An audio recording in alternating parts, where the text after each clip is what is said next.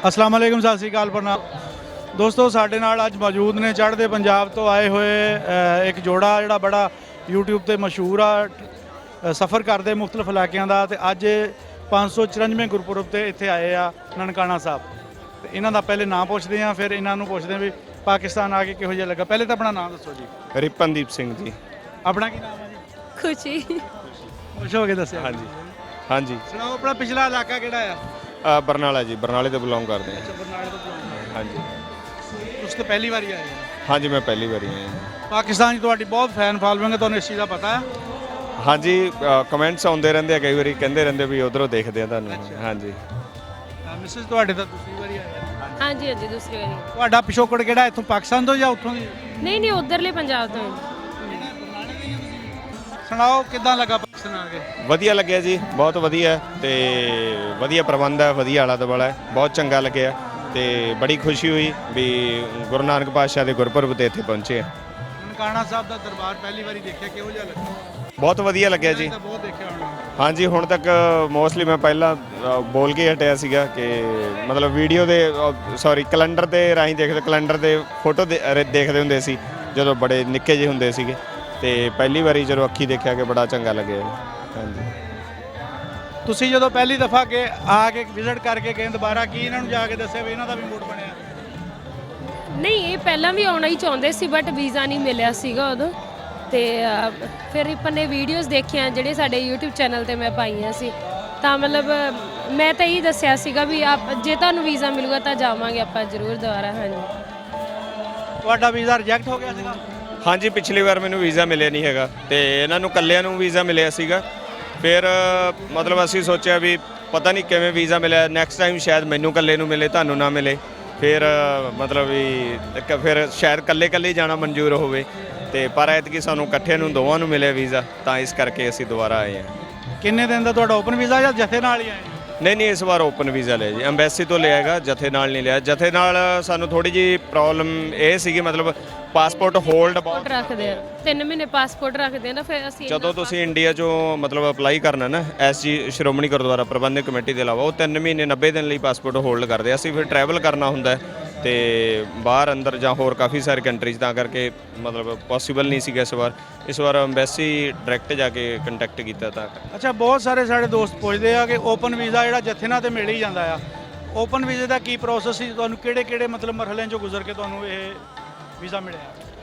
ਉਹਦੇ ਲਈ ਇੱਧਰ ਦੇ ਡਾਕੂਮੈਂਟਸ ਚਾਹੀਦੇ ਹੁੰਦੇ ਜੀ, ਕੋਈ ਬੰਦਾ ਤੁਹਾਨੂੰ ਸਪਾਂਸਰ ਕਰੇ। ਹਾਂਜੀ, ਇੱਧਰ ਤੁਹਾਡੇ ਨਾਸਰ ਢਿੱਲੋਂ ਸਾਹਿਬ ਆ ਤੇ ਪੰਜਾਬੀ ਲਾਈਵ TV ਲਈ ਉਹ ਵੀ ਕੰਮ ਕਰਦੇ ਆ, ਯੂਟਿਊਬਰ ਹੈ ਨਾ, ਤੇ ਉਹਨਾਂ ਨਾਲ ਸਾਡਾ ਹੈਗਾ ਸੀ ਰਾਬਤਾ। ਫਿਰ ਉਹਨਾਂ ਨੇ ਸਾਨੂੰ ਮਤਲਬ ਸਪਾਂਸਰਡ ਕੀਤਾ। ਫਿਰ ਐਮਬੈਸੀ ਗਏ, ਐਮਬੈਸੀ ਤੋਂ ਦਿੱਲੀ ਜਾ ਕੇ ਵੀਜ਼ਾ ਲਿਆ। ਹੁਣ ਤੁਸੀਂ ਸ਼ਡਿਊਲ ਦੇ ਵਿੱਚ ਕਿਹੜੇ ਸ਼ਹਿਰ ਆ, ਕਿਹੜੇ ਸ਼ਹਿਰਾਂ 'ਚ ਫਿਰਨਾ?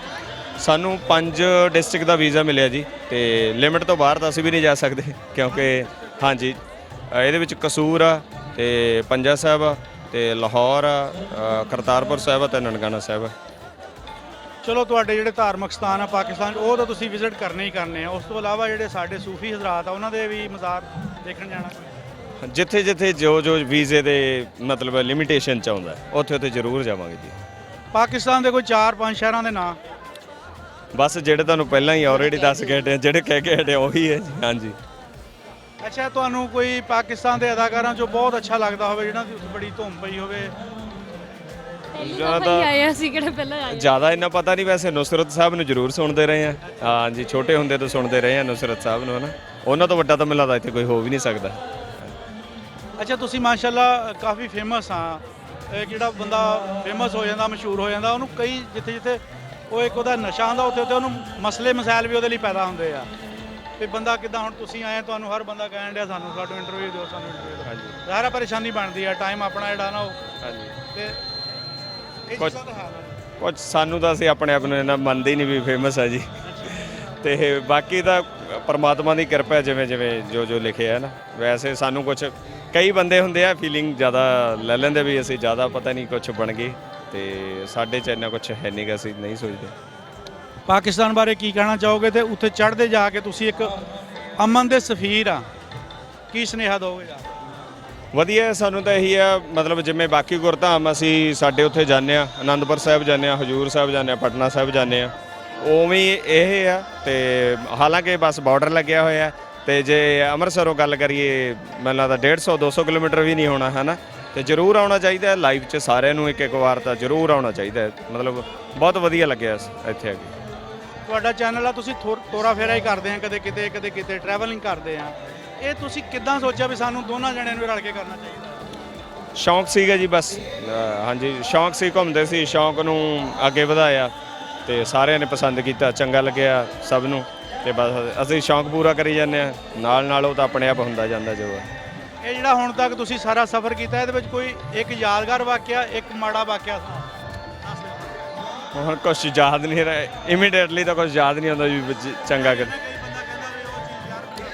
ਚੰਗੇ ਹੀ ਹੈ। ਨੈਗੇਟਿਵ ਤਾਂ ਜੀ ਇਹ ਹੁੰਦਾ ਵੀ ਜੋ ਹੁੰਦਾ ਵੈਸੇ ਜ਼ਿਆਦਾ ਦੱਸਣਾ ਵੀ ਨਹੀਂ ਚਾਹੀਦਾ, ਪੋਜ਼ਿਟਿਵ ਹੀ ਬੰਦੇ ਨੂੰ ਮੈਸੇਜ ਦੇਣੀ ਚਾਹੀਦੀ ਹੈ। ਵਧੀਆ ਜਿੰਨਾ ਕੁ ਆਪਣਾ ਵਧੀਆ ਦੇਸ਼ ਕਿਹੜਾ ਲੱਗਿਆ, ਯਾਨੀ ਕਿ ਲੋਕਾਂ ਦੇ ਹਿਸਾਬ ਨਾਲ ਮਿਲਣ ਵਾਲੇ ਬੰਦੇ ਜਿਹੜੇ ਜਿੱਥੇ ਹੋਣ? ਸਾਰੀ ਵਧੀਆ ਜੀ। ਸਾਨੂੰ ਤਾਂ ਮਤਲਬ ਜੇ ਹੁਣ ਕੋਈ ਕਵੇ ਵੀ ਲਾਹੌਰ ਵਧੀਆ, ਇੱਕ ਤਬਿਲੀਸੀ ਵਧੀਆ, ਜਾਂ ਇੱਕ ਬਾਕੂ ਵਧੀਆ, ਜਾਂ ਜਿਵੇਂ ਅਫਰੀਕਾ ਦੀ ਰਾਜਧਾਨੀ ਨੈਰੋਬੀ ਵਧੀਆ, ਸਾਰਿਆਂ ਦੀ ਅਲੱਗ-ਅਲੱਗ ਖੂਬਸੂਰਤੀ ਹੁੰਦੀ ਹੈ ਕਿਤੇ। ਹਾਂ ਜੀ ਸਾਰੀ। ਮੁਲਕ ਕਿੰਨੇ ਘੁੰਮ ਲਏ? ਸਾਡੇ ਹੋ ਗਏ ਜੀ 35 ਦੇ ਨੀਅਰ ਅਬਾਊਟ। ਹਾਂਜੀ। ਜਦੋਂ ਖੁਸ਼ੀ ਜੀ ਤੁਸੀਂ ਪਾਕਿਸਤਾਨ ਆਏ ਸੀ, ਉਸ ਤੋਂ ਬਾਅਦ ਕਿੰਨੇ ਦੇਸ਼ ਘੁੰਮ ਲਏ? 10-12 ਤਾਂ ਹੋ ਗਏ, 10-12 ਹੋ ਗਏ ਉਸ ਤੋਂ ਬਾਅਦ। ਜਦੋਂ ਤੁਸੀਂ ਪਹਿਲੋਂ ਆਏ ਆ, ਤੁਸੀਂ ਇੱਕ ਉੱਥੇ ਬਣਿਆ ਹੋਇਆ ਮਿਸਕਨਸੈਪਸ਼ਨ ਬਣਿਆ ਕਿ ਪਾਕਿਸਤਾਨ ਦਾ ਵੀਜ਼ਾ ਲੱਗ ਜਾਵੇ ਤੇ ਮੁੜ ਕੇ ਫਿਰ ਦੂਸਰੇ ਮੁਲਕ ਜਾਣ ਪ੍ਰੋਬਲਮ ਹੁੰਦੀ। ਤੁਸੀਂ ਇੰਨੇ ਦੇਸ਼ ਘੁੰਮੇ, ਪਾਕਿਸਤਾਨ ਦੇ ਵੀਜ਼ੇ ਦੀ ਵਜ੍ਹਾ ਤੋਂ ਕੋਈ ਪ੍ਰੋਬਲਮ ਹੋਈ ਤੁਹਾਨੂੰ? ਨਹੀਂ ਹਜੇ ਤੱਕ ਤਾਂ ਨਹੀਂ ਹੋਈ ਸਾਨੂੰ ਕੋਈ ਪ੍ਰੋਬਲਮ, ਮਤਲਬ ਫੀਲ ਵੀ ਨਹੀਂ ਹੋਇਆ ਵੀ ਮੈਂ ਉੱਥੇ ਜਾ ਕੇ ਆਈ ਹਾਂ। ਬਾਕੀ ਪਹਿਲਾਂ ਮੇਰਾ ਪਲੇਗ੍ਰਾਮ ਇਜ਼ ਵੀਜ਼ਾ ਸੀਗਾ, ਓਪਨ ਵੀਜ਼ੇ ਤੇ ਐਤ ਕੀ ਆਇਆ। ਬੋਲੀ ਦਾ ਤੁਸੀਂ ਤਕਰੀਬਨ ਅੰਗਰੇਜ਼ੀ 'ਚ ਵੀ ਗੱਲ ਕਰ ਲੈਂਦੇ ਹੋ, ਲੇਕਿਨ ਜਦੋਂ ਪਾਕਿਸਤਾਨ 'ਚ ਆਉਂਦੇ ਆ ਤੇ ਪਾਕਿਸਤਾਨ 'ਚ ਇੱਕ ਆਪਣੇ ਹਮ ਜ਼ਬਾਨ ਤੁਹਾਨੂੰ ਮਿਲਦੇ ਆ, ਬੋਲਣ 'ਚ ਕੋਈ ਮਸਲਾ ਨਹੀਂ ਬਣਦਾ। ਸੇਮ ਹੀ ਮਿਲੇ ਨੇ, ਹਾਂਜੀ ਸੇਮ ਪੰਜਾਬੀ ਬੋਲਦੇ ਆ, ਤਾਂ ਕਰਕੇ ਲੈਂਗੁਏਜ ਬੈਰੀਅਰ ਵੀ ਨਹੀਂ ਹੈਗਾ। ਆਖਰ ਤੇ ਪਾਕਿਸਤਾਨ ਬਾਰੇ ਕੋਈ ਚੰਗੀ ਗੱਲ ਜਿਹੜੀ ਤੁਸੀਂ ਕਹਿਣਾ ਚਾਹੋ? ਸਾਰੀ ਚੰਗੀ ਹੈ, ਮਾੜਾ ਤਾਂ ਤੁਹਾਨੂੰ ਦੱਸਿਆ। ਨੈਗੇਟਿਵ ਤਾਂ ਬੰਦੇ ਨੂੰ ਕੁਛ ਪੋਜ਼ਿਟਿਵਿਟੀ ਰੱਖਣੀ ਚਾਹੀਦੀ ਹੈ। ਨੈਗੇਟਿਵਿਟੀ ਤਾਂ ਵੈਸੇ ਹੀ ਆਲੇ ਦੁਆਲੇ ਵੀ ਬਹੁਤ ਹੁੰਦੀ ਹੈ ਨਾ। ਤੇ ਵਧੀਆ ਪਿਆਰ ਤੇ ਅਮਨ ਦਾ ਸੁਨੇਹਾ ਸਾਰਿਆਂ ਲਈ। ਬਾਕੀ ਜਿਵੇਂ ਗੁਰੂ ਨਾਨਕ ਪਾਤਸ਼ਾਹ ਸਾਰਿਆਂ ਦੇ ਸਾਂਝੇ ਹੈ, ਮੋਹ ਮੁਹੱਬਤ ਪਿਆਰ ਦਾ ਸੁਨੇਹਾ ਉਹਨਾਂ ਨੇ ਸਾਰਿਆਂ ਨੂੰ ਦਿੱਤਾ, ਪੂਰੀ ਕਾਇਨਾਤ ਨੂੰ, ਸਾਰੇ ਰਿਲੀਜਨ ਨਾਲ ਉਹਨਾਂ ਨੇ ਸੰਵਾਦ ਕੀਤਾ ਹੈ ਨਾ। ਤੇ ਉਹੀ ਸਾਡਾ ਤਾਂ ਉਹਨਾਂ ਦੀ ਧਰਤੀ ਤੇ ਆਏ ਆ, ਉਹੀ ਸਾਡਾ ਮੈਸੇਜ ਹੈ। ਪਿਆਰ ਮੁਹੱਬਤ ਨਾਲ ਸਾਰਿਆਂ ਨੂੰ ਰਹਿਣਾ ਚਾਹੀਦਾ ਹੈ। ਸਾਡੇ ਨਾਲ ਸੀਗਾ ਜੀ ਖੁਸ਼ੀ ਤੇ ਰਿਪਨ। ਇਹ ਇੱਕ ਐਸਾ ਜੋੜਾ ਆ ਜਿਹੜਾ ਮੁਖਤਲਿਫ ਮੁਲਕਾਂ ਦੇ ਵਿੱਚ ਫਿਰਦੇ ਤੁਰਦੇ ਆ ਔਰ ਅਮਨ ਦਾ ਪੈਗਾਮ ਫੈਲਾਉਂਦੇ ਆ। ਤੇ ਉਮੀਦ ਕਰਦੇ ਤੁਹਾਨੂੰ ਸਾਡੀ ਵੀਡੀਓ ਪਸੰਦ ਆਈ ਹੋਵੇਗੀ ਜੀ। ਰੱਬ ਰਾਖਾ। ਸਾਡਾ ਵਸਦਾ ਸੋਹਣਾ ਵਸਦਾ ਪਾਕਿਸਤਾਨ ਰਵੇ।